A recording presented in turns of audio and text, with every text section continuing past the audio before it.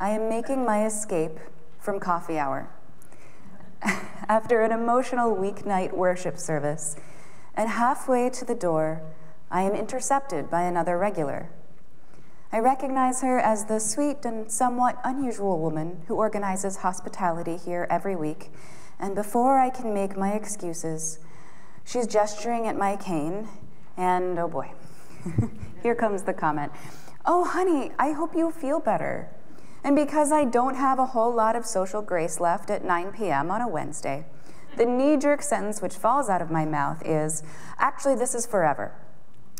She looks a little stunned, and then frowns sympathetically and offers an, "I'm so sorry."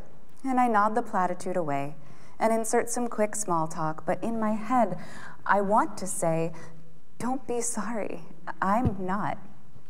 I like my cane, and I like my life.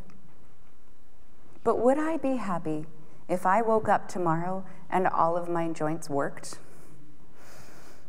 Yeah. So I'd like to invite each of you to take a quiet moment to contemplate this question. What is hardest for you to celebrate about your body? What is hardest for you to celebrate about your body? Now, how would it feel to entertain the idea that you are your body, and that your body, all of it, is you? Your brain, your nervous system, and all the structures by which you perceive, respond to, and interact with the world are your body. They're not in your body, they are your body. And how often, when discussing matters of health, have you heard the mental separation of the mind from the body, from the spirit, unthinkingly tearing personhood into 3 isolated pieces? So often, we consider our physical form like some kind of vehicle that our true selves are driving around in, often with the unspoken wish attached that if we could just figure out how to unbuckle our seatbelts, we could clamber out the window and slide into a different, better, newer, shinier, less frustrating car and drive away into the sunset. Unitarian Universalism, as cerebral as it tends to be, could learn a lot from what Catholic ethics professor Margaret Farley refers to in her book Just Love as embodied spirits in spirited bodies. Our bodies, she says, are not purely passive, not appendages, not merely instruments for ourselves. They are intrinsic to ourselves.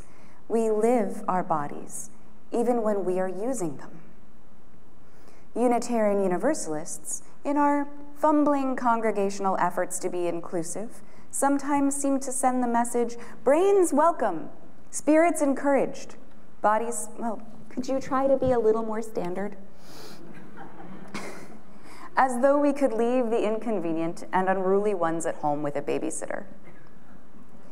I first read Dr. Farley's case for embodied spirits and spirited bodies under the most divine of all circumstances, reclining on a padded patio chair, wrapped in a fluffy white robe, poised between a hot tub and a eucalyptus sauna during a 48-hour emergency vacation to a Reno spa resort during last autumn's wildfires. It was really quite easy to accept the soulfulness of physical existence in this scrubbed and buffed and sinfully relaxed state of relief from the smoke-filled agony of the preceding weeks. Perhaps it was the blissful environment that opened me up to the lightning bolt of revelation which hit me mere moments later when I sat bolt upright in the spa bed and blurted out, fully God and fully man. For the unfamiliar, the hypostatic union is an explanation provided in Christian theology to justify the paradox of Jesus' existence as simultaneously human and divine, mutually exclusive conditions in non-universalist denominations. Growing up, I had recited these words weekly during the Creed in Catholic Mass, but in that spa, for the first time, the idea held meaning for me. Just as the early Christians struggled to explain and internalize the duality of Jesus' nature, My eucalyptus-steamed brain was wrinkling in acceptance of the fully body, fully spirit nature of every living human. To me, the unity of being an embodied spirit in spirited body implies an inescapably sacred existence. And the sacred is to be revered and respected, right? So a reasonable question, how does one revere a chronically ill body? Even in unrelenting pain, I truly do still feel whole. Furthermore, any choices that I make to address my condition medically don't imply a lack of acceptance or reverence for my entirety. I probably don't have to tell you that people make understandable yet incorrect assumptions about my relationship to my disabled body, but it might surprise you to learn that even more people make similar assumptions about my relationship with my transgender body. The most common conversation about my gender that happens with confused acquaintances beyond, "But how do you know that you're trans?" sounds something like this. "You must be so uncomfortable in your body." "Well, actually, I'm not." "Oh, then why are you taking hormones?" "They make me feel more like myself." "Well, if you aren't terribly uncomfortable, why would you want to change yourself like that?" Friends, there is no upper limit on wholeness. How many of you have, at some point, taken on a meditation or other prayer practice? Raise your hand if you've meditated or prayed regularly. Thank you. Why do you do it? And because I took breath and spirit and Reverend Leslie told me to is not a good reason. So if you really do practice, then why? So nod for me if any of these statements have resonated for you. It makes me more patient. It makes me calmer.